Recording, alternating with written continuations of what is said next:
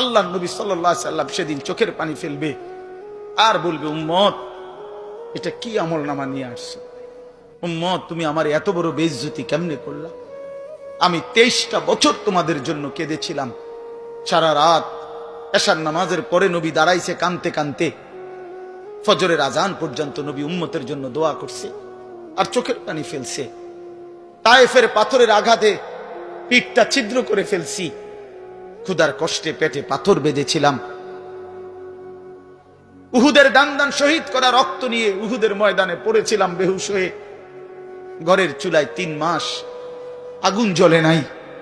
এত কষ্ট, এত চোখের পানি, এত ক্ষুধার কষ্ট, এত রক্ত, বিনিময়ে উম্মত এটা কি নিয়ে আসলাম? নামাজ কই, সেজদা কই, রুকু কই, ফজর জোহর আসর মাগরিব এশা কই, হারাম থেকে বাঁচা কই, হালাল উপার্জন কই, জিকির কই, তেলাওয়াত কই, আমার সুন্নত কই? কেমনে এমনে ভুলে গেলা উম্মত? আমার এত বড় বেইজ্জতি কেমনে করলা? আমার এত বড় অপমান কেমনে করলা?